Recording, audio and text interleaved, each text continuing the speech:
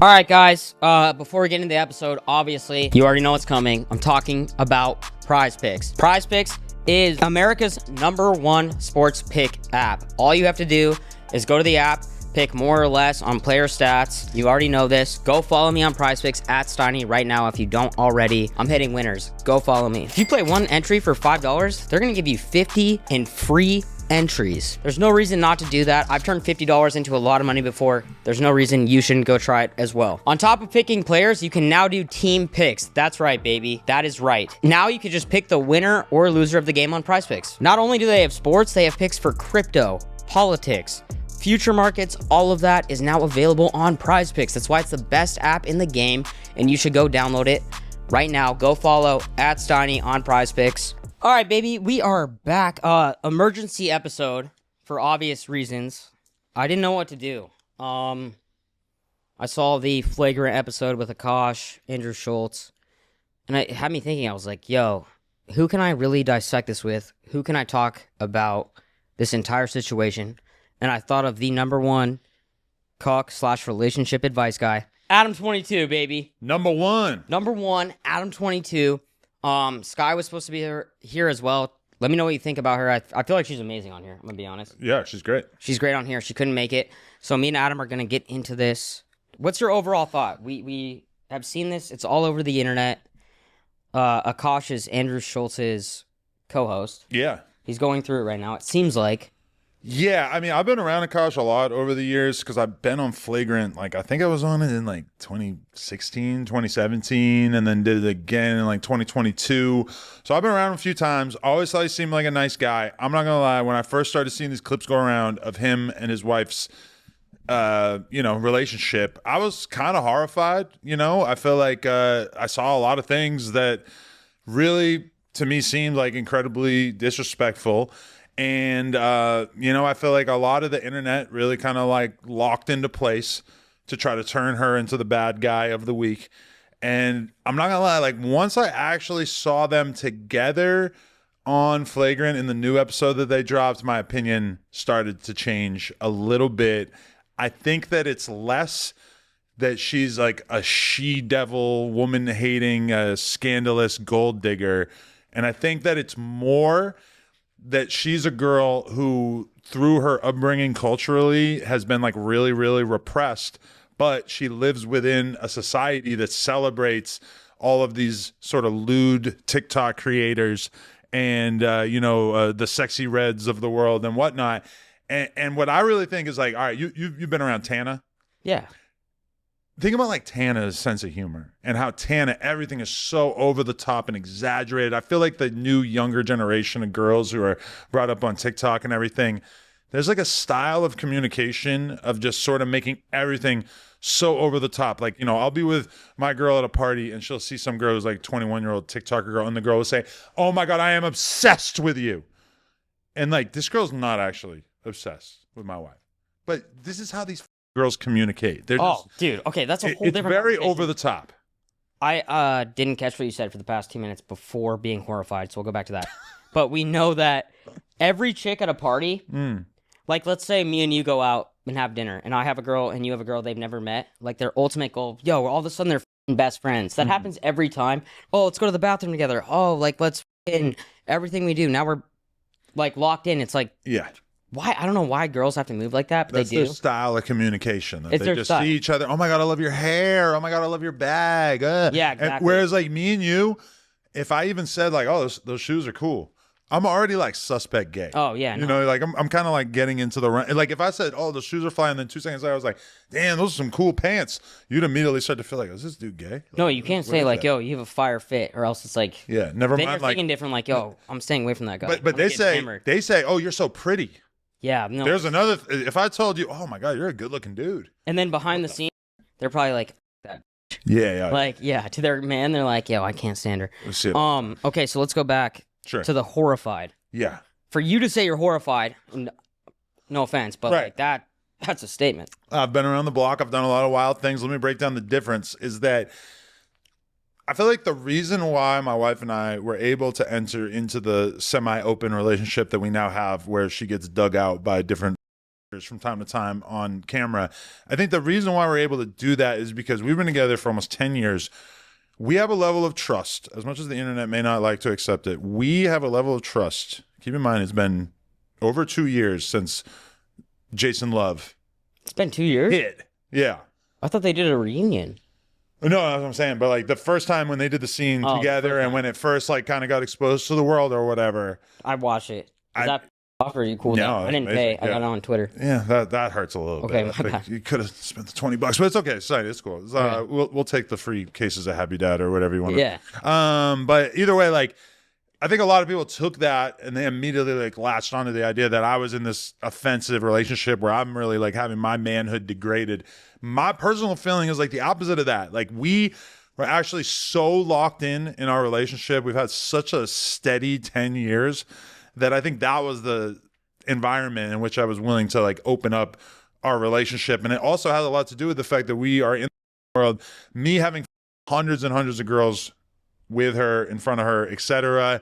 I think that sort of thing really started to demystify sex to the point where her sleeping with another guy felt kind of crazy. I'm not gonna lie, Akaash and his girl are on the absolute polar opposite end of the spectrum where literally neither of them know what's out there sexually.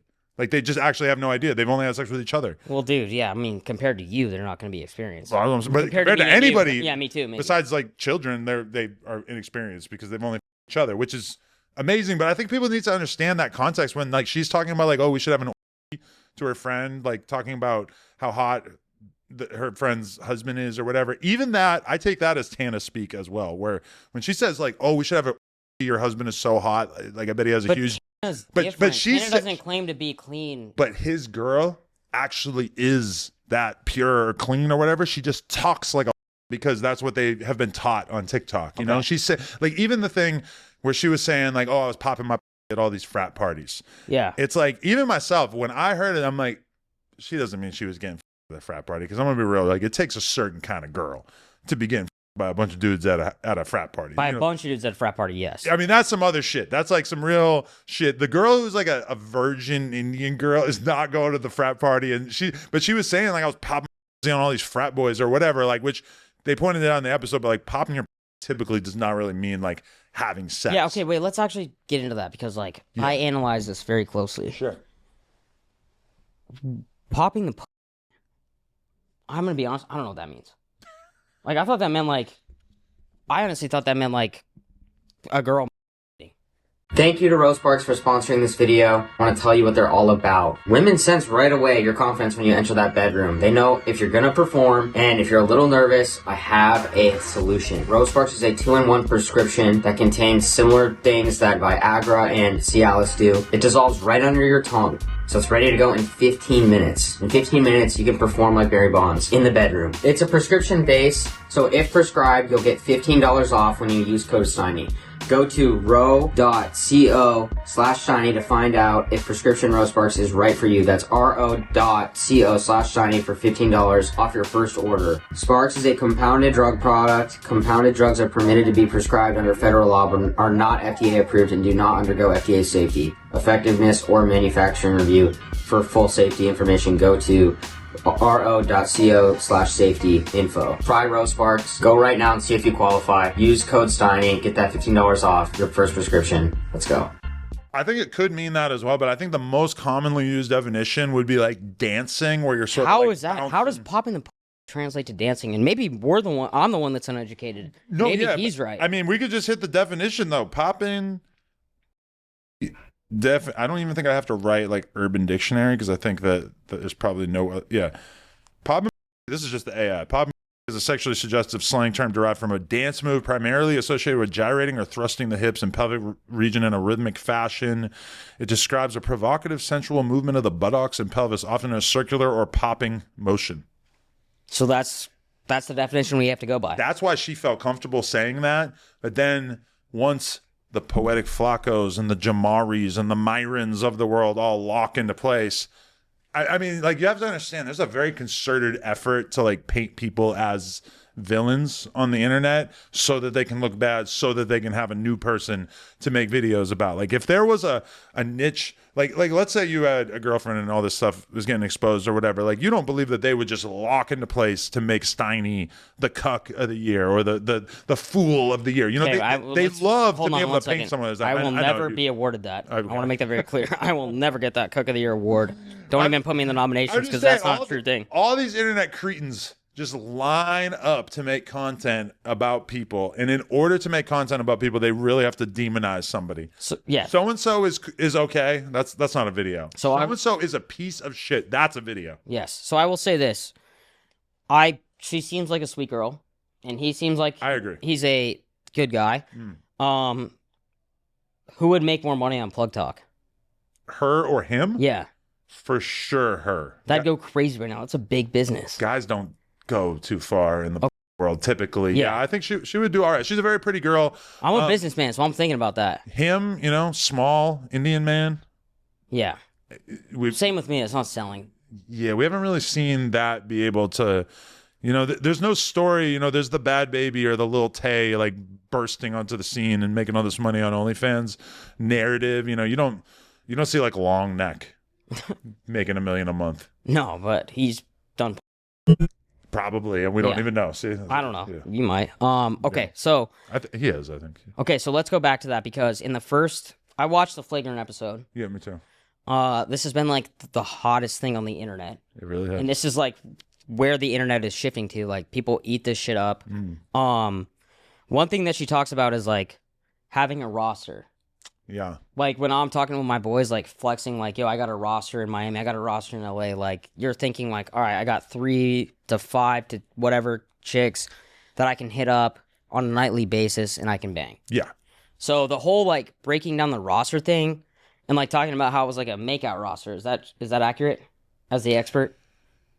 Listen, to me. What did she say though? Did she say a roster was all makeouts or just friends? I think that she said these were guys that she was like flirting with, talking to, maybe making out with. I'm not gonna lie to you, like myself personally, a roster is always like those are the girls you can like at any time. If you want to, you could hang out with them and you could. Yes. These girls are taking language and they're doing innovative things with it because I'm not gonna lie, I was at a party and a girl said to me, I could tell you off camera who it was. She said to me, she goes, oh my God, half my roster is here. Steve Will Do It is here. This dude's here. This. And I'm like, you all them? She goes, oh no. But I'm like texting them all. And I'm like, you are totally misrepresenting. Like you just had me thinking. So there's other girls that actually believe this? Yeah. I'm going to be honest. I haven't had a makeout or like flirt roster since like 5th grade, 6th grade. Yeah, so maybe it's very different for dudes. To me as well. Yes, yeah, as you know as well, you probably have something where you're allowed to do this shit. So that's why I was like, whatever. It's a little like doesn't make all the sense when you hear like a girl say some shit like that. And she's also like, let's be real, she's very good looking. She's like smart. It seems like. But also like from listening to them talk, you just kind of realize like how repressive the Indian culture is and how unrealistic the idea of her getting like at a frat party would be, which is literally. But so wait, some of these guys like that's actually what their YouTube videos are saying is like, oh, like she was getting a bunch of guys at these parties, and I'm not believing that. The reason they're saying that is based off of her words. Yeah, but I think when you hear her words, what you have to understand is that she's exaggerating everything so much because she has so little life experience that she kind of has to hype it up to make it funny. And I actually believe her when she says like, I've spent so much time hanging out around all these comedians and you guys just gas shit up and exaggerate for the comedic effect. And I think she was doing all that, not realizing that A, you're not a comic. You're not really like putting out your value proposition as being funny. So it's not reading as if you're being literal. And then also in addition to that, I feel like she's just like forgetting that you're in a clip era where all this stuff. And that's what I think is so tantalizing with that shit to people is the idea that like, you know, the Mia and Lena thing was really exciting for people, but also it was news. All this shit has been stuff that has just been out there in plain view.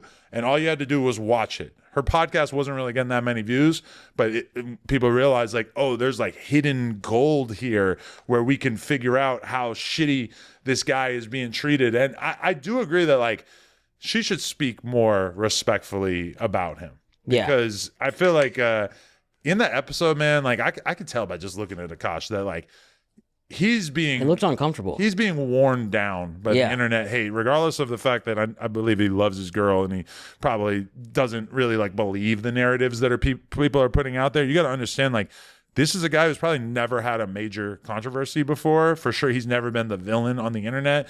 But, you know, I've seen clips of random comics like Corey Holcomb who are basically like just shitting on him, talking about him like he's the biggest idiot in the world, like she's the biggest piece of shit in the world. And these are his peers. Like, you know, it takes a while for you to get used to the idea that your peers are going to be making fun of you or shitting on you for content. Of course. So let's get into that. One thing I want to talk about is I don't like to date chicks, which you do, and which, like Sky, which I wanted to get a woman's perspective just because it is, you know what I mean? It is fair to get her idea on it. But what I want to actually... gets slut-shamed more than any of us would like. Exactly. So that's why I wanted to get her perspective. Her not being here, it's okay. What I wanted to say is I don't like to date girls that are on the internet just for that reason, right? Like, I like to keep my relationships private. So I feel like when you put your girl on the internet, she's doing a podcast, you're opening up, hey, this is a possibility. And we talked about how clip culture is so popular right now. The real clip that started all this was the clip with Akaash, Andrew, and Fresh and Fit. Yeah. So people go back, see her podcast, they resurface, oh, wait, she said this. People will deep dive now. So when they deep dive, you better be prepared for all of that. Yeah, I mean, all of this really was like a multi-year revenge scheme cooked up by Myron Gaines, because Myron has hated Akaash and Andrew Schulz ever since they did that podcast together. And I think if Myron knew about what content was out there of Akaash, he probably would have exposed all this a long time ago. But I think he only found out about it in more recent times. But yeah, I mean, you know, hats off to him for weaponizing it to take on his op. But yeah, I mean, I understand that a lot of people, like, what they want from a relationship is they want a girl who's going to hold them down, who's going to be there for them emotionally, sexually, to just be in their corner. But then they don't really want that to be corrupted by the perverse incentives of the internet, you know? Right. Because everything online is just all twisted and fucked up. You and I both know, you know, that if we take a picture with a girl, that it's going to start a conversation. And so as a result, you might not take pictures with too many random girls, you know? And it is kind of hard for me to relate, because Lena was the first girl that I ever really had anything to do with on a serious level that had an OnlyFans, since like I met her in 2016 before OnlyFans was really like a thing. So I totally understand that perspective for men. Like, I mean, I feel like I've gotten really kind of lucky to be able to have something that is like public and private, and both really like don't overlap at all. Like, we do content with other girls, other guys, whatever, and then we just go home and everything is just like completely back to normal. For sure. So that's the major thing here, is you talked about being a villain on the internet. I've been a villain my entire fucking time on the internet. Yeah. I've dealt with arcs. Couple arcs. I've been fucking in many controversies, been shit on. So do you think that her and him kind of being new to this whole like backlash and like hate is going to get to them and affect their relationship? That's the main thing, is like, I see with public relationships, when the people watching get involved, that can fucking shape shit up. Yeah. No, definitely. Especially once they realize that they have the ability to fuck some shit up. You know, like I think Akaash is going to come out of all of this a much stronger person, having been torn apart on the internet. He's ultimately going to be left with the feeling of, oh, actually, I can get made fun of. I can have a video made about me every day this week that gets millions of views, and I'm going to be all right. She seems actually kind of stoked on this whole thing, because based on her TikToks, based on her podcast, this is a girl who like really, really wanted to be famous, and it wasn't really happening. You know, she probably had some TikToks do good or whatever, but it's not like her podcast was taking over the world. And I also don't really think that her podcast is gonna like be taking off after this either. I don't know if because it's all guys making fun of it, and then meanwhile, like her target audience is for sure women. So, but I mean, the end result is that she is now infinitely more well known. So I think that if anything, her career will probably start to go in a positive direction, and I think that his maybe won't immediately, but I think in the long run, as he like mentally recovers from all this, I think it could ultimately work out good for him. If he's smart, he'll be able to take this shitty experience, which I think he's trying to present it as if he doesn't care. And the thing is when you're embroiled in a crazy ass controversy, even if you don't care, people don't really care that you're saying that you don't care. Well, let's be especially in his case, because he so obviously cares. Like he looks physically wounded and drained by this. But let's be clear, especially when it's your first controversy, which I can't even imagine when yours was, but I remember mine. Yeah. With Schulz. Yeah. It fucks you up a little bit. Oh yeah. Like when you start seeing all these hate comments, all these people judging you, it kind of fucks with you. Yeah. So I can't imagine a relationship. And one thing I noticed that like they're doing now is like they have a prediction market sponsor. Right. So they're like, yo, what's the over under on the relationship and shit like that? And I'm sitting there and I'm like, damn, bro, like what is there a line where it's like your boy's going through it?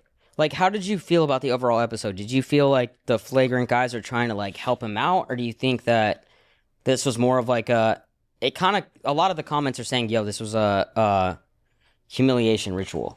Yeah, I mean, honestly, we should all pray to have friends like Andrew and Mark, because if you really think about what they did, they all put on funny outfits. They all came out and like they're going so hard to try to keep the energy up on that episode to sort of offset their small Indian friend who clearly is not really feeling it. He's not really feeling himself. If it wasn't for them, I don't think you would be getting on a podcast right now. And then they surround everything that she says, everything that he says with laughter and jokes, and they're just doing everything possible to make the whole thing lighthearted and to take away from the fact that he's like pretty obviously depressed, like, she can't get a word out. She can't get a full sentence out without them like interrupting to crack jokes and everything like that. Like, I really feel like as friends, they came together in a way to support him that I thought was really, really admirable. So I got to give it to him for that. That being said, yeah, I still feel, I felt kind of like. What about the response? Because the response was like, yo, this is a. Yeah. I think that the response is negative because A, it's so obvious that he's depressed right now. And then B, I think that she still said a bunch of things that didn't necessarily come off as like positive enough for him, given that this whole experience has been like very, very positive for her and very, very negative for him. I think that when she like reveals to him that actually she doesn't clean the house, she just pays somebody to clean the house, I feel like in that moment you kind of saw him be disappointed a little bit, and like as much as she's saying like, yes, I stuck it out with you for this long period of time, even when things were bad, I stayed with you or whatever, it wasn't like glowingly, adoringly in love in the way that you would maybe expect her to do to offset all of the shit that he's been taking. I felt like it did that.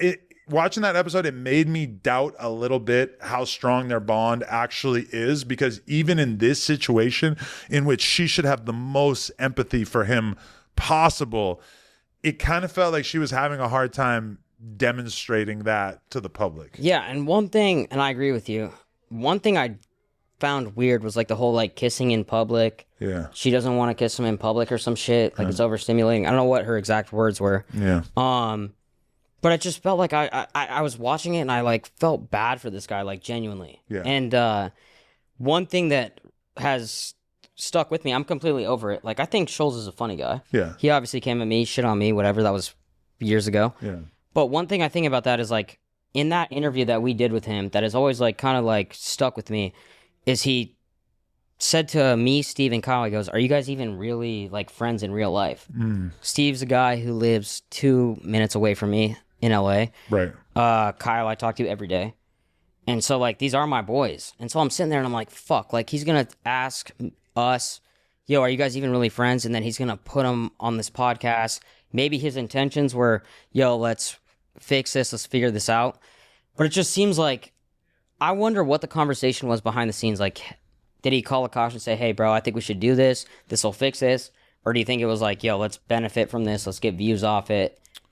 I mean, I think it's both. I think it would come off super disingenuous for them to not talk about it. I think that they probably knew that imagine if they just did a regular ass interview. Hey, we're interviewing Dana White for the 8th time, and we got Akaash sitting right here, and he looks sad as fuck, and we're just not going to mention the fact that he's been involved in the biggest controversy of his life. I mean, I think that they had to do something to address it, and I think that all things considered, I think they did the best job that they could to support their boy, but I also think that he was so obviously just like not in the right frame of mind to be making funny, lighthearted content. I felt like he kept trying to, not even like jokes, but he kept trying to have like little observations that just didn't really land right. It just didn't feel like the Flagrant that I've watched throughout the years, as much as they were trying to like keep the situation more jovial. You know, I mean, I think what they did was an admirable attempt.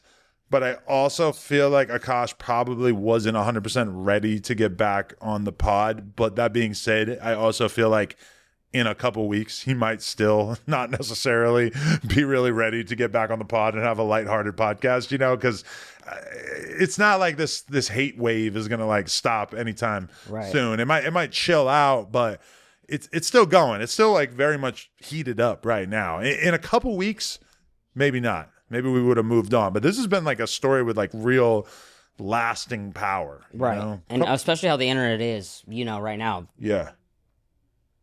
The boys are going to team up, and it's going to be very hard for her to win. Yeah. So, like, demonstration, I'm J Love.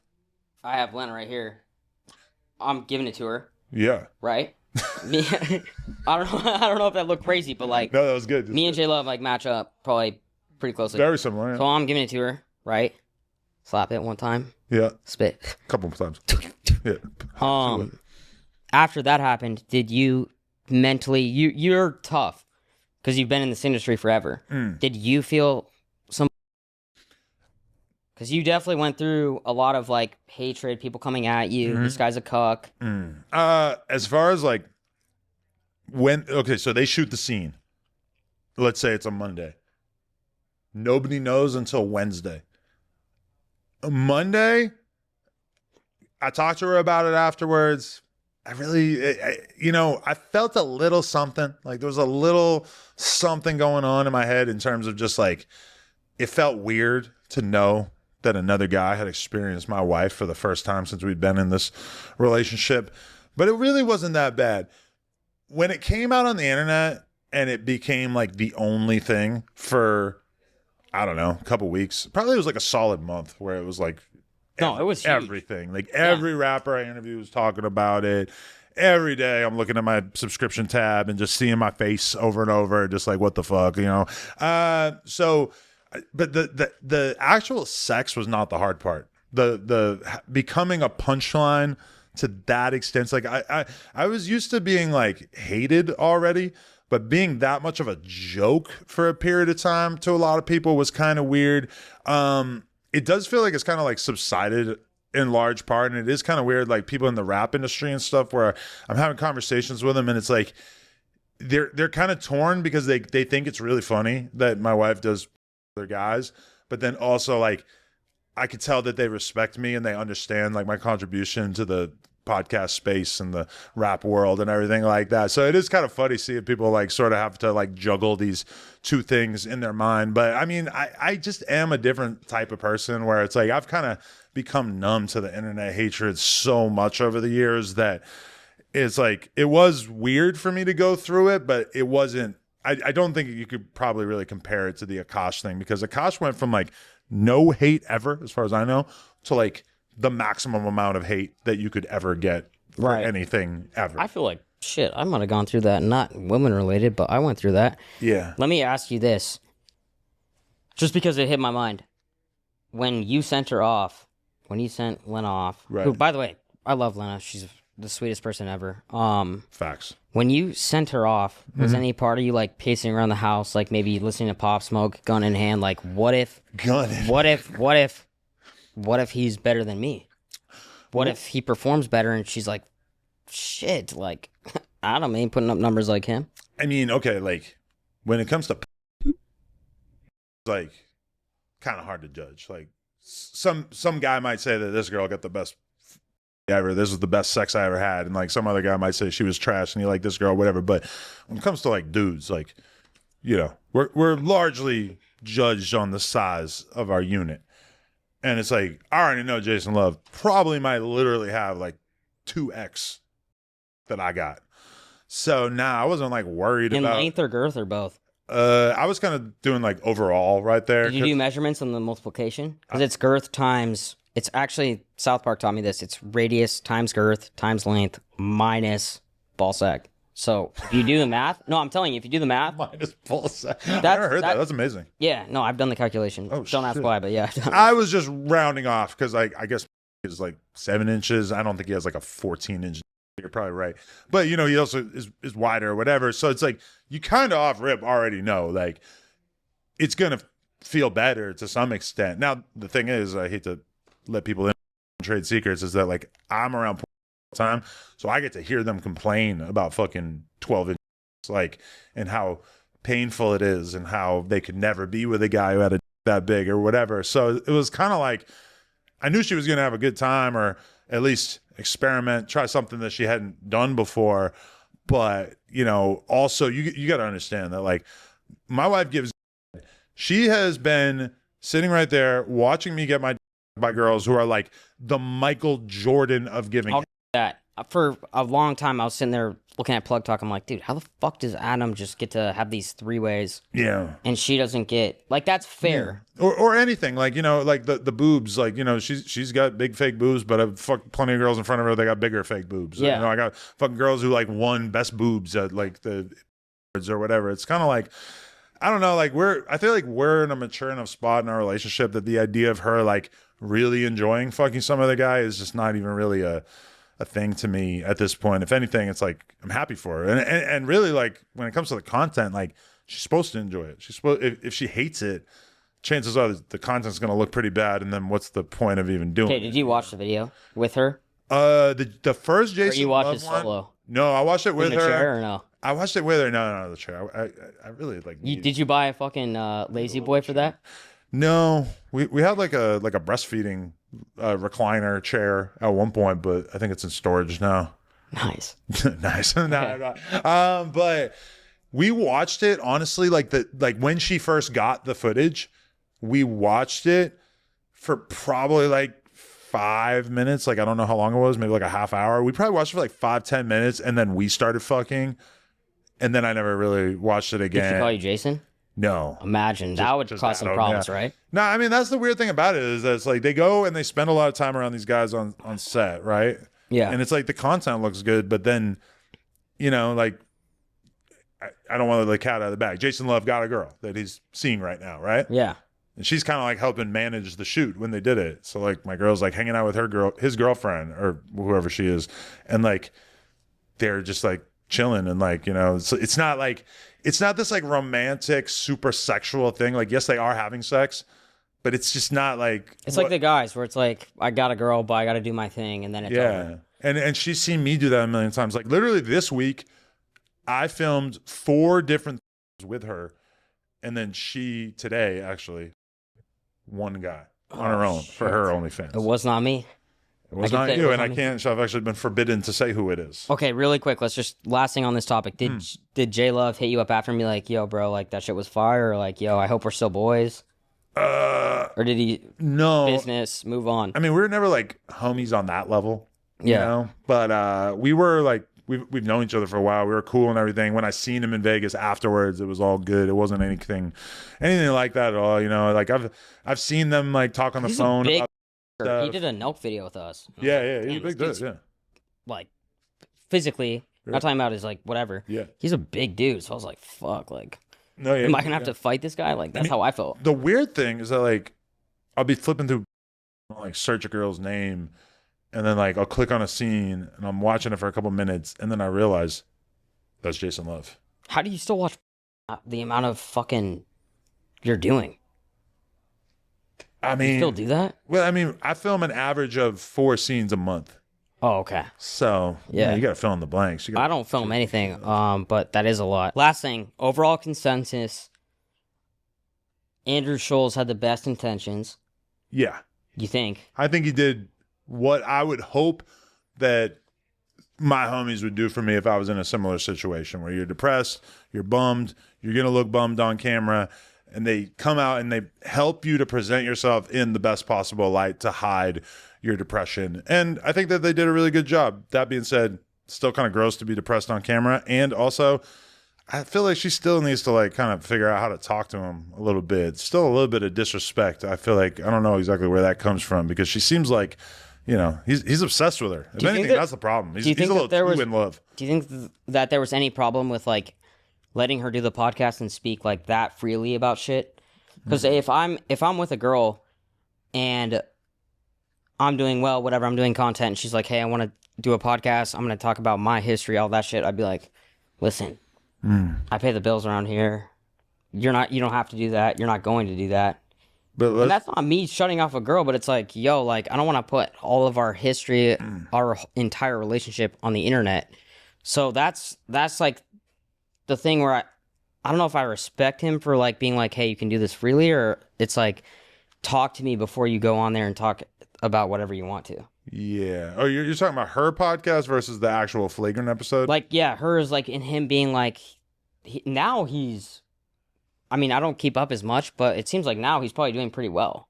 He seems like it for sure. Yeah. I mean, so it's like stand up, the podcast. Yeah, you gotta be, you know, he's making 7 figures a year. So it's like, I would assume. So when it's like, your girl comes to you, hey, I want to do a podcast, I'm going to talk freely.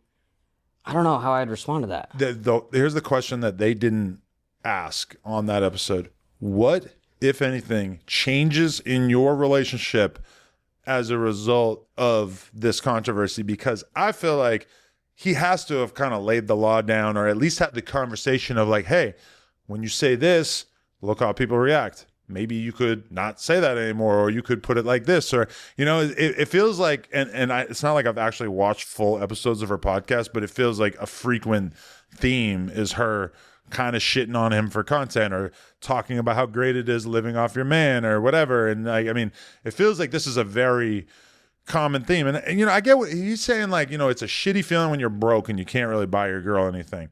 It has been a while since I felt that way. And honestly, when I was broke, I wasn't really buying girls anything. So it's not something I ever really thought about. But like, I feel him, like, now he's in a position where he can afford to buy her bags, clothes, let her live in a nice apartment that presumably she's not really paying the rent on. And like, I think he likes that. He appreciates that dynamic. And, you know, a lot of women are like that. Really, like, if you want a high caliber girl in this day and age, it seems like it's slowly becoming the norm that you gotta spoil them. You gotta spend some money on them. They're expecting you to, you know, especially if they're not gonna do stuff like OnlyFans, or if they're not gonna do a podcast where they make fun of you all the time or whatever. They're kind of expecting you to break bread a little bit, and that's kind of like a cultural divide too. That we all know, like, all these bad bitches now expect to be taken care of in some way, and then you have the younger generation who are the guys who compromise like a much larger percentage of the people watching these YouTube videos, who feel like that's cuck shit, who feel like, fuck, why should I be spending money on a girl, etc. Because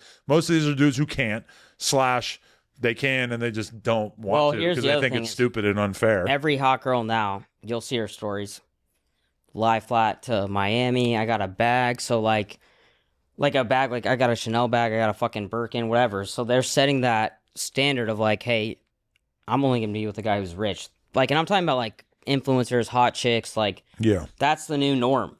So they set that, and you're like, fuck, like, now I gotta compete with that, which I get. It makes it a little bit difficult for sure. But like, my attitude has always been like, and I don't date girls that, like, I've previously been with girls that have OnlyFans, but my attitude is like, if you're gonna date a girl that has OnlyFans and you're doing something that me and you do, you're gonna stop doing your OnlyFans, and if you do that, I'm gonna take care of us financially. I think that's the fair trade-off. Yeah. Hey, you don't have to do this anymore. I got us. I make enough money. You don't have to do this, and you're good. Yeah, I mean, I think everybody's like free to choose the terms of their relationship that they think is fair. For me personally, like, I'm not the kind of person that would be bothered by a girl having OnlyFans, especially given all the shit that I've been through and did. Like, it's like, that don't even really like register as crazy from my perspective. But I mean, you see a lot of it, like Jelly Roll, his girl had OnlyFans for a long time, and then as he like exploded and became like a superstar, she got rid of it. And I think maybe DMCA take down like a lot of the older content and stuff, you know? So I think that makes sense. You know, me personally, like, I feel like I don't want to have to like pay for a girl's affection, you know? Like, even in the relationship I'm in now, like, we've been like 10 years. What do you mean by paying for the affection, though? Like, if I meet a girl and it's like obvious that I could fuck her, that I could date her, that I could sleep with her, but I got to like start paying her. It's like, this just doesn't really like, that's not the way that I grew up dating girls. Like, that's just very foreign to me. I never was around that kind of thing. I didn't see people discussing that kind of thing culturally before social media recently. Yeah. And like, to me, it just kind of rubs me the wrong way. Like, I really want to believe that a girl is with me for me if I'm going to be in a relationship, you know? Like, me and my girl are like 50-50 on everything. Even this year, we've had a conversation 50-50 on everything. And I'll buy her gifts, but like the mortgage, the car, whatever. Like, you guys have a prenup? Can I ask that? Yeah. Damn. So both of you have a prenup. Yeah, I mean, honestly, the prenup really. Is it fucked up to ask who makes more bread? We've kind of gone like there's been like a lot of back and forth in the sense. Like, I think you go back to like peak pandemic, I was probably making more than her. I think right now she's probably making more than me. Early on in the relationship, we were probably like really close together income wise for like a long time, but it's not really that big a deal to us. But I'm saying we have had a conversation in the last couple months about how we don't want to be doing the birthdays where we spend 10-20 grand on each other. Yeah, it just feels kind of, we've been together almost 10 years. Feels forced. You don't got to do that at that point. A certain point. Yeah, it's like she just straight up told me like, listen, like, you don't got to feel like you got to spend stupid amounts of money on me. That's just not like, we've been together, we've done this for a long time. I would much rather get something heartfelt or sweet from you than a bunch of, for sure. And I've seen the effect. I've given her birthday gifts like when her aunts and her mom were around and stuff. They were expensive. It was maybe, you know, like 10 grand or 12 grand worth of designer shit. And good like BJ after. You know, these things happen, but like, yeah. But I'm seeing the reaction from her family. Oh, and they're like, "Oh, this is a great guy." They're like, "What a fucking man!" Like they're looking at me like a real provider. But he may fucking fuck 4 different girls a week, right. But I'm seeing it in her eyes that I kind of know like what kind of present she really wants. She wants something that's nice, heartfelt, thoughtful, that really is gonna like, you know, let her know that I'm paying attention, that I care, etc. So I mean, we've kind of. I don't know, but this is a girl, like my girl is a fucking unicorn because she has an amount of money in the bank that is offensive, like stupid. Like, she's so smart with her money, it's kind of mind-blowing. And she's talking to me about how she wants to downgrade from a BMW to a Volvo because it gets better gas mileage. Okay, can I guess over-under on her bank account or no way? I cannot reveal anything. But it's very impressive to me. 10 M's. I cannot. I saw you look away. I'm gonna go with the over. I can't reveal. What do you think? And this might offend you because you are the king cock, respectfully, and you own that category. Akaash is gonna take my spot this year. No, but they keep calling him a cuck, and I'm like, dude, check in with Adam before you throw that word around. So like, you are the king, and it's like, dude, how are you gonna throw that word around and not check in with Adam? But is it fair for people to like comment and call him that? No. Because number one, as far as we can tell, nobody's fucked his girl. Right. He might be being kind of demasculated by her in her content and everything, which is one thing. But nah, I mean, like a cuck, traditionally, you got to understand, I have had girls come in to do plug talk, right? And there's like a guy sitting on the couch. And then I realize like, that's the boyfriend. And then I go to her OnlyFans and I realize this girl is getting fucked by a huge black dude with a 10-inch. And this guy is sitting a couple feet away on a couch watching in the footage. Like, this is what people are watching. They want to see this guy's facial expression while he watches this girl get fucked. And then, as I continue to scroll down, I see another clip of the guy banging her out while he's laying on under. His head is directly under her vagina while it's getting banged out. Jesus, dude. I know. At that point, it's starting to get a little weird. You've never been in the room when that happens? I've banged my wife with other guys a couple times. For footage. But have you ever watched while they do it?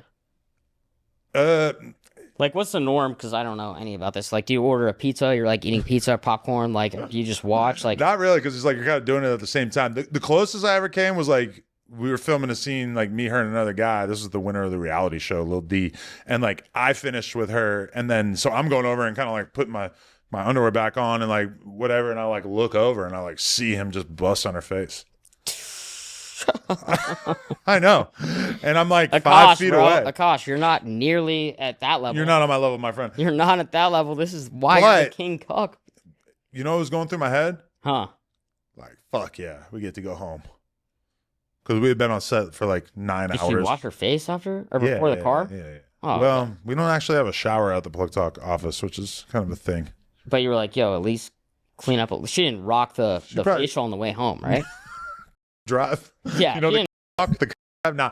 I'm pretty sure she went to town in the sink. You know, like. Yeah. I hope so. Yeah. Sure. The other thing that I just did Blueface. I just did Christian Rock. I watched the whole Blueface one. What'd you think? You like it? Oh, it was good. It was good, right? Yeah. Blueface is fucking amazing. Like, that guy's made for content. I want to say that. Great human. I look at him a lot and think, like, how can I be more like him? And I put him in the same category as 6ix9ine. Like, I think 6ix9ine is the funniest fucking character I've seen on the internet in a very long time. He's making a comeback right now. They're both rappers who have made big hits and can also seemingly just like sit on camera and never stop being entertaining. Exactly. It just keeps coming. They know how to adapt to any situation they're in, and they know how to be funny. Yeah. So I saw recently, who asked for Blueface to be, was it a Plug Talk, or did you ask Blueface to bang your wife? Like, how did it go down? So we actually did an interview with his baby mama, Jaden, who I've been friends with for years. It was like the 3rd time that I interviewed her. And she was like kind of warning me that if Blueface got the chance that he would fuck Lena. And I think Blueface saw that and kind of like made a piece of content on his story, basically saying like, Adam, I will fuck your girl, rah, rah, rah. And then I told her, because she was like about to like respond with like a comment or some shit. I'm like, no comment. We're going to make a reel and we're going to let this cook for the rest of the day. We're going to make the reel tomorrow.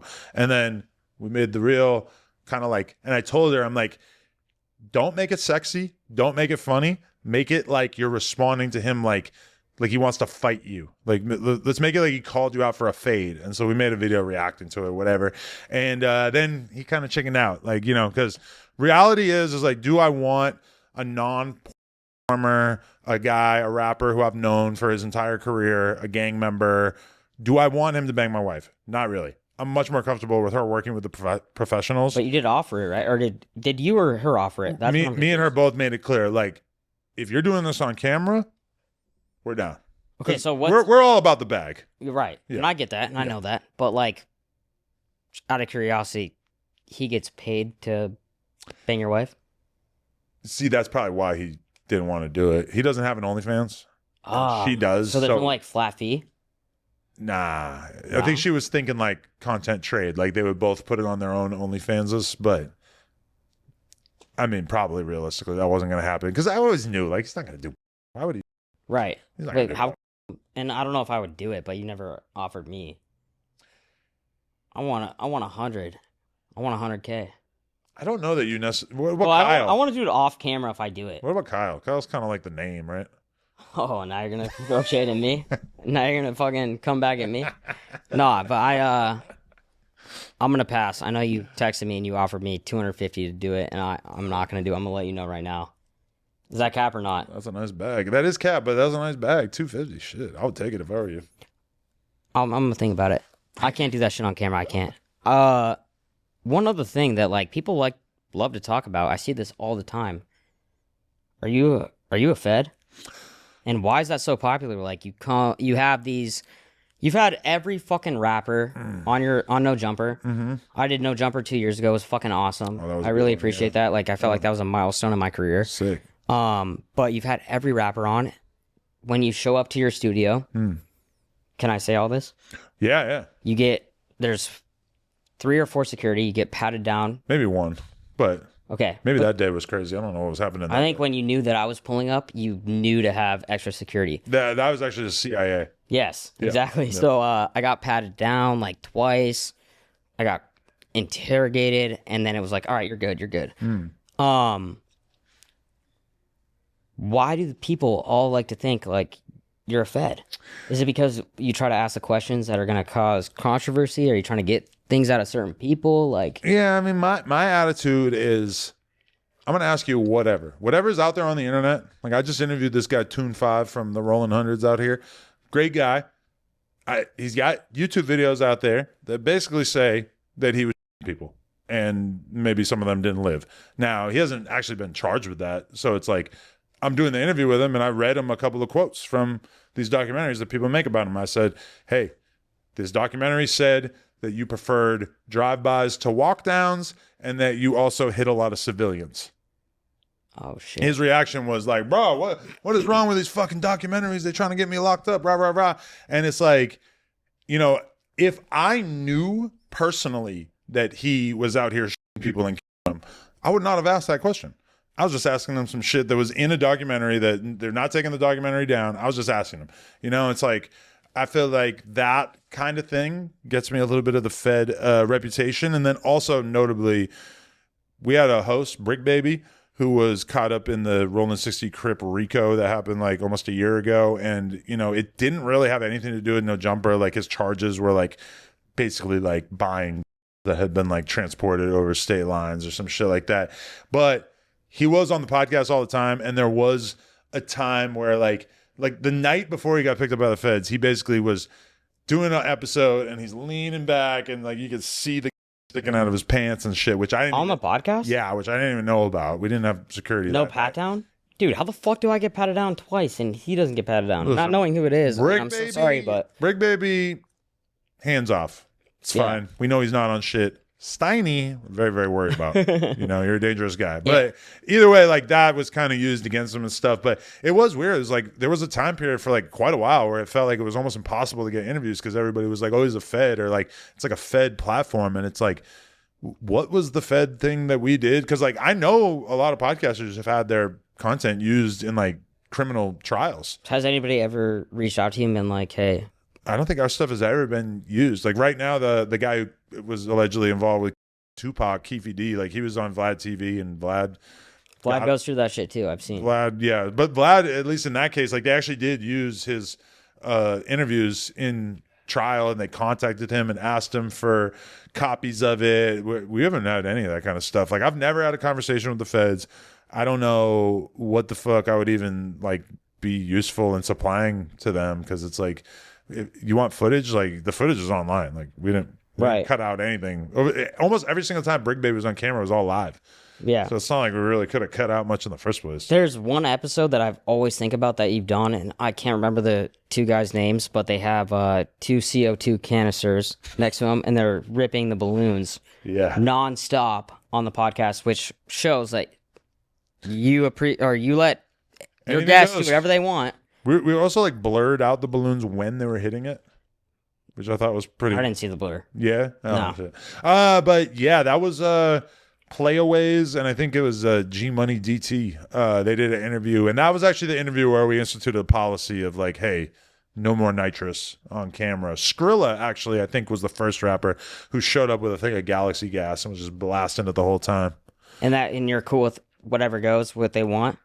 I mean, listen, like, if you want to like smoke weed or whatever, that's cool. But if you want to like do nitrous, which is like, it's super loud to fill up the tank or to fill up the balloons or whatever. And it's really like not a good drug for a podcast, because it basically it turns you retarded. Like it really melts your brain right in front of us. So, I've done whippets one time. Yeah. And you know where I did it? Where? Harvard Business School. Just at a party? The Harvard kids had it. Yeah. I mean, I've done it a lot of times over the years. That's the only time I've ever done it, and I was like shocked that they were doing it. In the UK.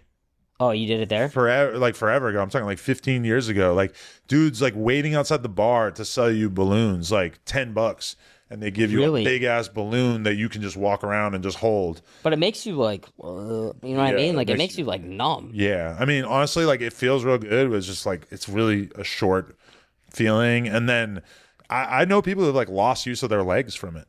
Oh shit! Like can't walk like at all. Like it's really bad. People definitely should stay away from that one.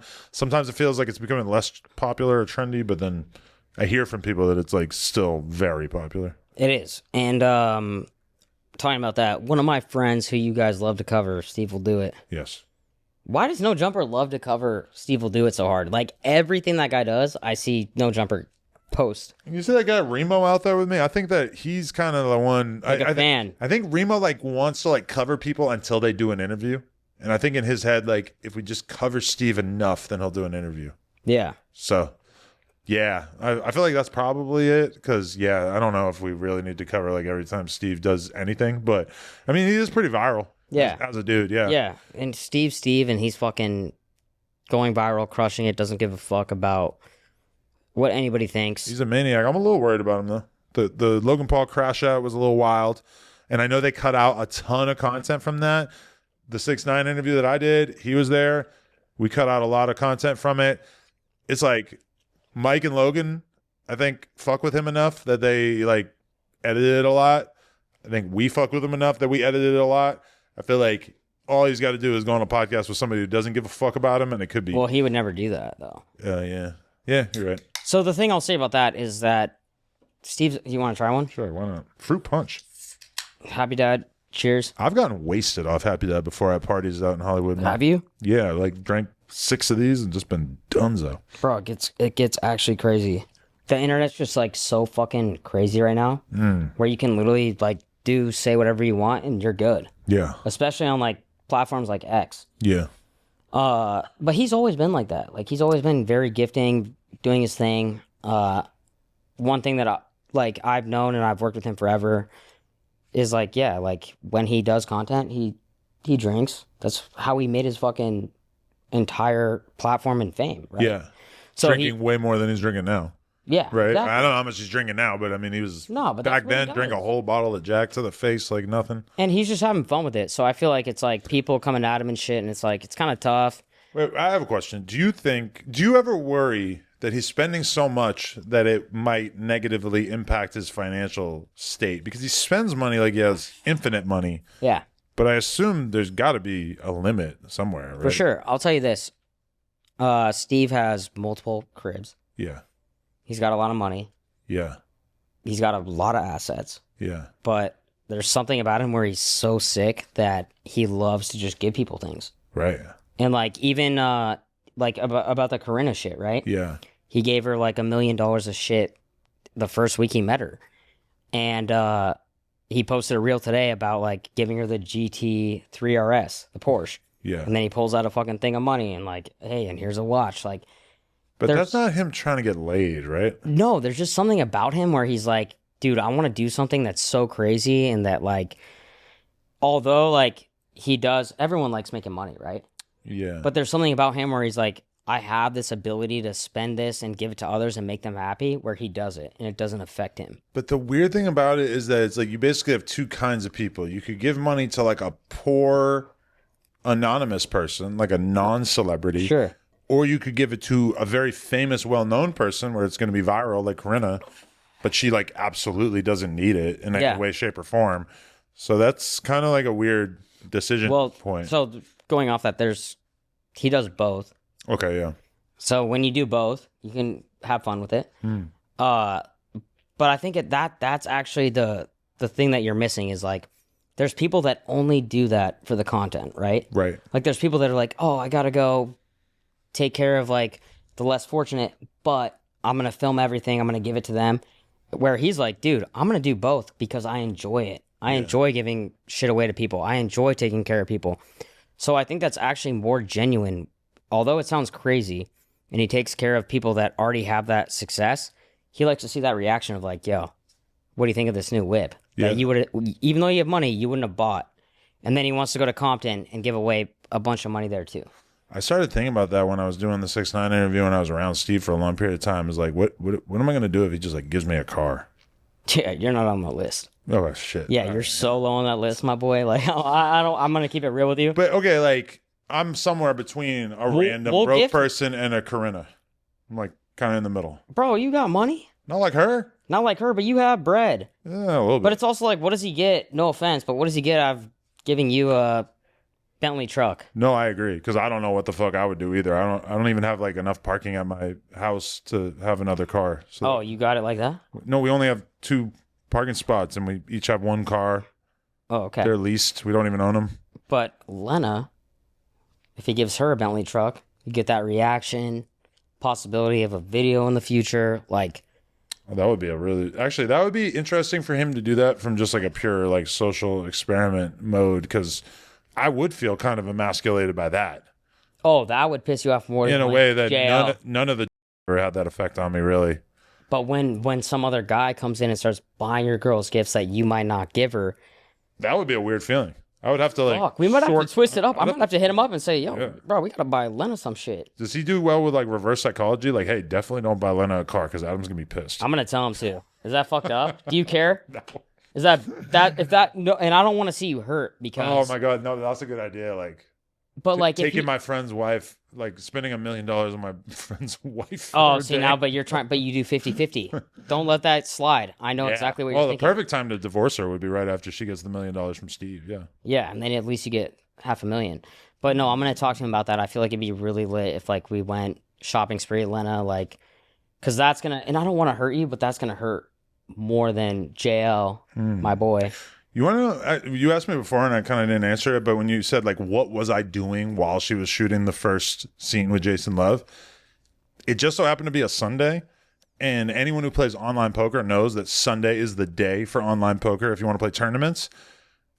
I'm not gonna lie, I probably went like 8 hours straight without even thinking about it because I was so locked in playing these poker tournaments. Like, poker for sure is one of the few things that could make me completely forget about the fact that my wife's being reupholstered down the street. Yeah. Did you win or lose that day?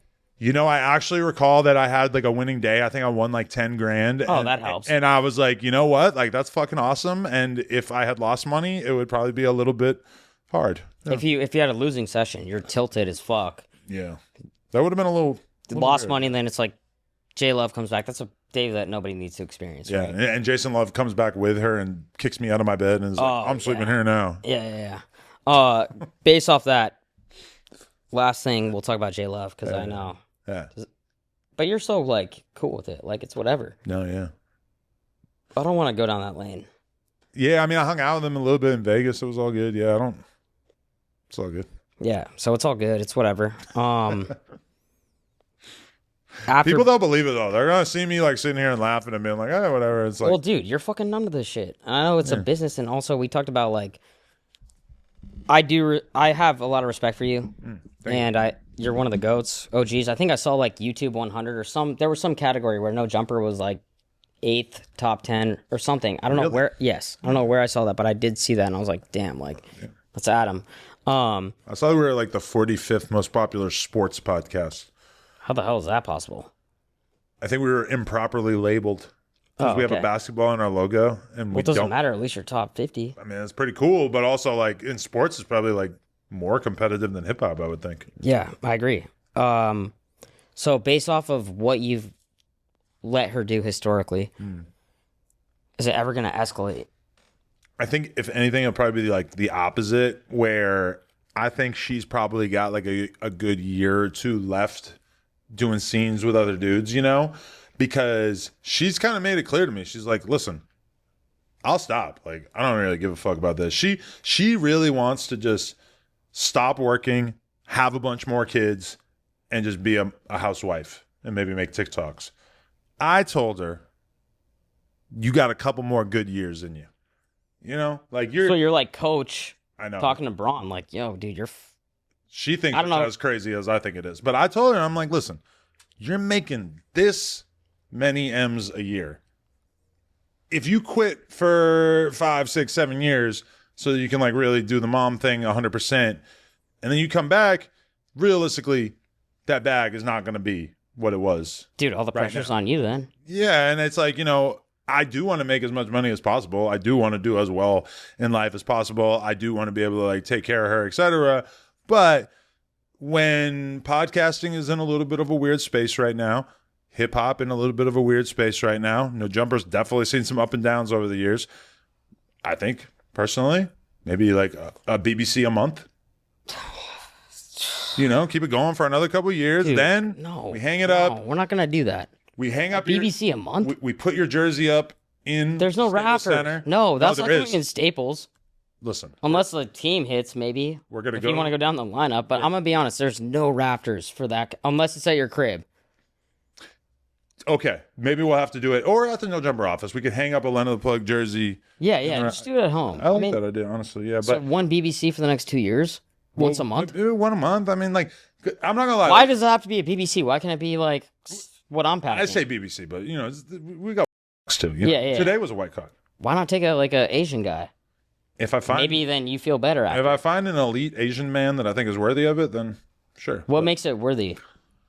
Size, stamina, social media presence, skill, popularity. Really, though, is like it's pretty much like popularity. Okay, so like, it's a social media collab for sure. So if there's like one dream person you could have bang your wife, have you thought about that?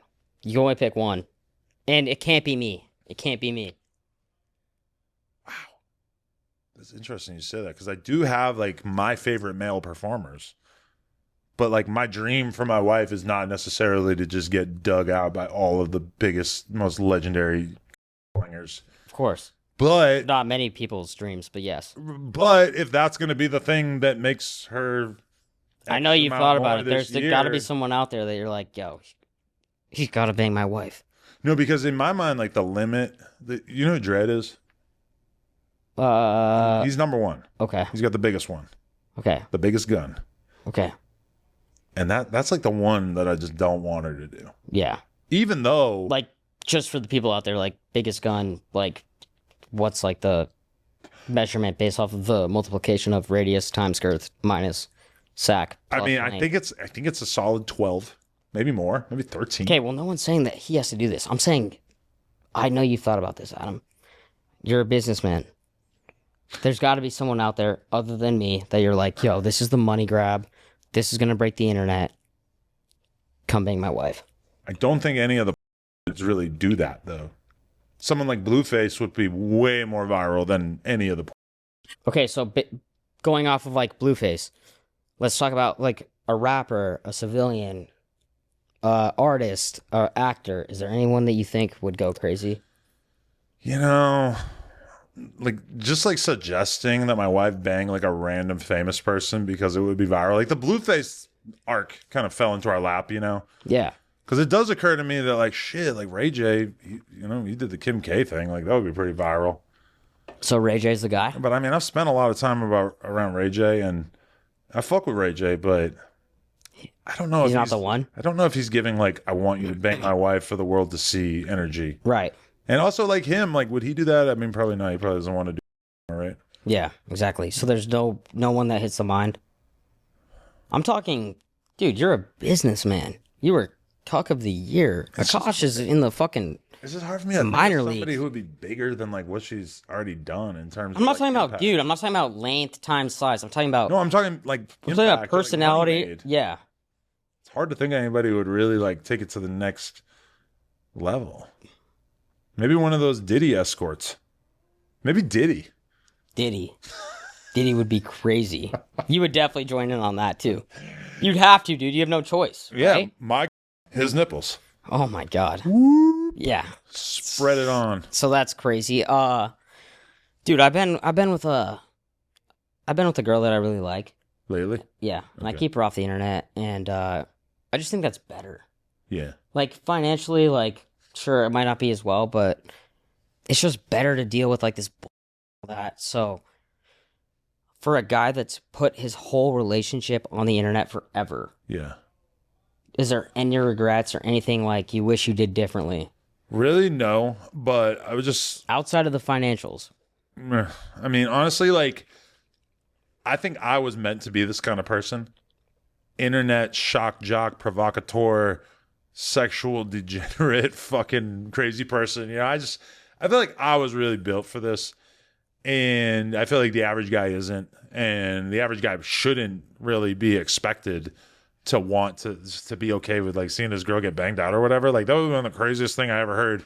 Until a couple of years ago, I chose to live this life as a way to go viral and to become a legend in a sense. I think I was already kind of a legend in one sense, but I do think that, you know, I talk to people, like I talk to like real deal famous people who just tell me like, bro, like you doing that shit, you letting your wife do that is like the most legendary thing ever. And I'm like, thank God that you understand. Like, I feel like I Is get there it a too. group chat for that?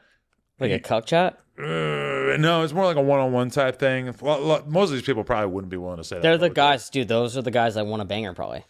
Like, dude, Adam, you're a legend. Like, yeah, you let her do it. Like, let me go next. Yeah, I get that a lot too. It's like guys will be kind of like hyping me up about my girl, and I'm kind of thinking like, oh, you're trying to bang her? Like, what the fuck? But yeah, I mean, it's cool for us. I don't necessarily think it makes sense for everybody else. But sometimes I see people making videos about like, oh, I want a relationship like Adam and Lena have, and that's when I realize we may have inadvertently kind of fucked the game up, because now girls have like a blueprint, because that's the dream for every to be able to have a happy relationship. You're married or you got a boyfriend, and then he still lets you go and wander and fuck other dudes and make the most money you can on camera. Yeah. A lot of the girls that we do content with, they really, really want that, and they can't find a guy who is willing to do that. So I do realize that we're kind of fucking the game up for other guys. Sure. And I just want to say, this was a personal choice. This is not what I want for the world. Right. No, we know that. Based off that, with the internet being the way it is now, do you think there's any negatives? Because I look at this shit and, like, we'll talk about Sophie Rain, right? Flexing, like, oh, I made more money than LeBron, whatever it is. Hey, I made 50 M's a year, OnlyFans, all that shit. Do you think that sets... And I don't necessarily think what you're doing is going to have the same impact that young girls, whatever dudes might feel. But these girls now that are like, oh, I'm 19, 20, I'm making 50 M's a year. Do you think that sets a bad precedent for, like, the youth? It definitely sets an unrealistic precedent for girls out there, you know? It's like, realistically, Sophie Rain is like pretty up there in terms of hotness, you know? Like, she was chosen by her management company, and they dumped hundreds of thousands, I don't know, maybe millions of dollars into buying promo to make her a star. And clearly, like, they picked the right girl because it worked. And you could do that for a lot of other girls and it really wouldn't work. And, but I definitely think, yeah, it sets like an unrealistic standard. But at the same time, it's like LeBron sets an unrealistic standard for young dudes who like playing basketball. You know, you're not going to be able to make hundreds of millions of dollars playing basketball. But that's different. That's different. We're not going to compare, because selling your body online could stay with you forever. But trying to pursue a career in basketball. His body too. Yeah, but we all are. Every time you do anything, athletes. You're selling your bodies, you're selling your time for money, you know? And it's like, granted, like, people seeing a guy fucking you on camera or whatever, I don't think Sophie Rain ain't even doing any of that shit, right? This is just showing boobs maybe or something. Yeah. I feel like that, like, yeah, it is its own thing, but I mean, shit, LeBron's been running up and down this court, practicing, playing basketball, giving himself terrible injuries for 20 years or whatever. I mean, everybody who's extremely successful with something is setting an unrealistic precedent for everybody else out there. Even like as a podcaster, like, you know, hey, I've made millions of dollars podcasting. You probably can't. Like, maybe you're saying me directly? No, just everybody. You probably made M's too. But yeah, I mean, like the person watching this, like, maybe, but probably not. I just think of it like girls that are like, oh my God, like, I don't have to work, I can go do this. And that something I've realized in this industry is that a lot of girls that you've probably seen, you've probably been friends with, do it for a couple years, make the bag, and then after they're like, fuck, like, I regret doing that. So that's like my biggest takeaway is it's like these girls get into it so young and they're like 20, 21, whatever, make a couple M's, and then they're like 2 years later they deal with all the hate, all this, like, fuck, I wish I never done that, but it's gonna stick with me forever. That's why I think it's different. Yeah, I mean, really? Like, did you think that you were going to shove a cucumber in your and you weren't going to get some hate on Facebook from the kids you went to high school with? I mean, I would tell a girl, like, and I have had this conversation with girls that I was thinking about signing to an OnlyFans agency type thing, is like, I tell them, listen, picture a Facebook thread about what a you are. And it's all of the kids that you went to school with. It's everybody you've ever known in your entire life, and they're all having a good laugh about what a you are. And you can't do anything about it. You can't, don't respond. Don't even, like, that's what awaits you. Yeah. And in order to be a world famous, you're just going to have to get past that. And that's going to have to eventually be no big deal to you. But for every Sky Bree who comes into the game, shakes the game, shoots adult content for a little couple of months, and then basically says, you know what, fuck this, I don't have to do this. That is unbelievably rare. No girl out there should be looking at Sky Bree thinking that is, you know, realistic for her. But, for, even a girl that makes $5K a month from OnlyFans, I mean, that's a lot of fucking money. That's like, if you have a job that consists of 9 you to like 5. That's probably what's paying. yeah, do a couple photo shoots a month or whatever, and like that's how much money you're gonna make. I mean, shit, that's a fucking great. It is bag. crazy that you think about like, and I actually really do feel for him, but like Akaash, his girl, like the fact that they're getting compared to like the other shit is unfair. It's crazy, but like that's just the way the internet is right now. Well, the fucked up part about it is that it's like, okay, I got made fun of super bad, but meanwhile, my wife made an insane amount of money. And Right.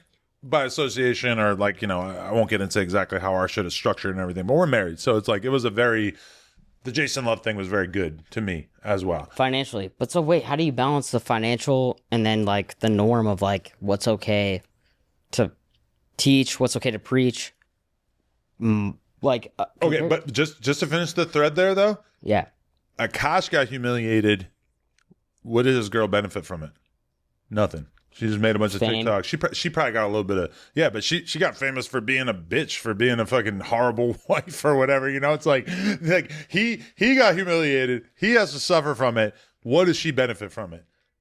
Everybody thinking that she's an awful, terrible fucking gold digger. I mean, I get it, but yeah, you're right. Like it's a line because listen, tomorrow I could start booking for my wife. And that would probably be... Don't do it. No, I'm definitely not doing it. Because, Yeah, it's don't like, book that. you got to just have a line, right? Don't book Like, but I'm saying I could, and it would probably be like $1 million thing. Yeah. It'd probably be really good, but... Nah, we can't go that far. Yeah, that's not... your wife, end of the day. But I know guys who, granted, they're not famous or whatever, but their wife is like getting... They think it's fucking awesome. They're like turned on by it. There are those guys out there. I'm God not one of bless them. Yeah. Based off of what you've seen, do you think that Akaash and his girl are going to last? As an expert in the field. I think they'll be able to make it work. I Yeah. think that they'll be able to make it work long term, but I think that she needs to do a little bit of soul searching in order to like figure out how to make her man look better and celebrate him a little bit more instead of like constantly kind of bringing him down, and she claims that there's way more podcast clips in which she's being very positive towards him, which I'll give her the benefit of the doubt that obviously that shit's not getting clipped or whatever. And obviously me or you is not going to spend 20 hours of our life listening to a bunch of his wife's podcast to find out what the true nature of the conversation she's having about him is. But, I think they'll probably make it work. I'm pretty sure that their culture doesn't really like smile upon divorce. And I don't know if I asked this, but if I didn't, was there ever a time when Lena came back where it came back into the household, or is it like a leave it on the court, like, yo, you just played ball, you leave it on the court, dap your fucking opponents up, teammates up, but has it happened to you where she comes back and like it carries on into the family? Because that's when it becomes a problem. It only carries on in the sense of like her coming back into the house and being like, ow, like Peter Griffin. Not from when he hit you? his knee. No, from whatever dude. Yeah, because Fuck, people think it's a lot crazier than it is. She's only shot with 5 guys besides me, so it's like 2 years, 5 guys. I mean, My girl's not gonna have that injury unless it comes from me. I'll make it very clear right now. Like if she's on IR, it's because of me. I love that for you. Last question I'm gonna ask you, and I really appreciate you coming on, Adam. No doubt, man. You've been my boy for a minute. If there was one dream chick, and I know you have this, you didn't know the guy, but if you have one dream chick that you could have on Plug Talk or whatever with you and your girl, or just maybe you get the pass, who's that? Well, I'm not gonna lie to you. I've known Ruby Rose for a long time, and I am very She proud. ain't doing it. I'm proud She ain't of the doing it. woman that she has become because She ain't doing it. she looked good as fuck. You know what's but, crazy she ain't about doing you it, saying for that sure. is I saw her 2 weeks ago in Miami. Yeah. I was at Smacking. Timepiece She Trading. look amazing. Dude, she haven't is seen her in so years. beautiful in person. I was Yeah. like, wow, this woman is beautiful. Like, My girl has a huge crush on her too, so that's probably that's not going to happen. that's a good one for me to pick. No, it's probably not gonna happen, but Yeah. you can imagine. Yeah. Okay, well, last thing I want to say is, guys, we love Lucy. Lucy is the best nicotine pouches. Have you had one of these? Do you take these? No, Do you want to try one, or are you good? yeah, I'm all right. Okay. Lucy nicotine pouches, 12 milligrams. If you're a big dog, you take 12 milligrams. And also Form Energy, Dana White's energy drink. These are the best in the game, I'm telling you right now. Adam, thank you so much for coming on. Thank you for dissecting the entire situation. You are biased a little bit because you've gone through a lot of shit. Yeah. I didn't want to go full, like, red pill, like, tear this person up type shit. Yeah. But you gave a lot of insight. I am very, very interested to see how this saga plays out for our boy Akaash. I've known him for a long time. You know, he always seemed like a pretty good guy to me. So last thing I'm gonna say is, wait, what do you think about like them promoting, like, because they're with Kalshi, yeah, which is, you know what it is, yeah. Prediction market, Betting market, yeah. And they're like, yo, will the divorce happen before or after 2027?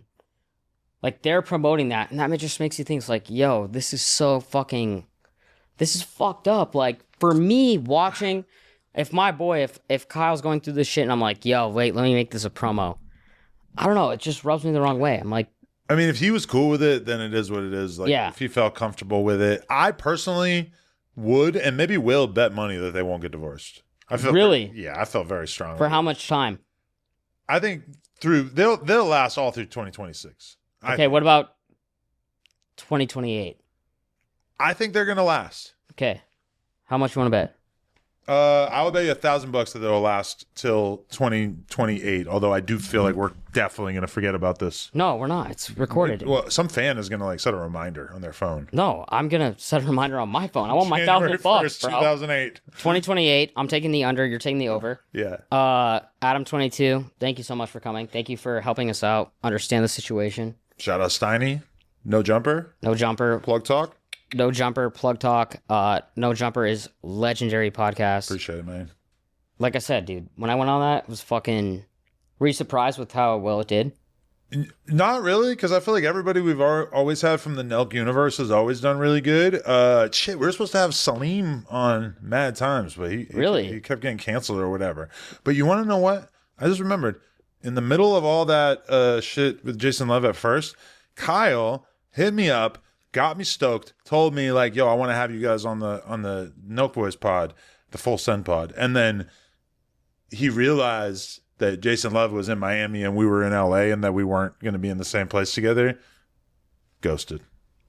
I will talk to him about that. He only wanted me and Lana if we had Jason Love there too, which I get. That is well, that's good content. That's some good content. That's good content. I feel you. Yeah. I would have liked to have Lena and Jason here, but we couldn't make that happen. Them all the way over there, touching each other's legs. Yeah, dude, would that make you uncomfortable if they're over there and you're in that chair? Yeah, that would be pretty fucked up. Especially you, security in between.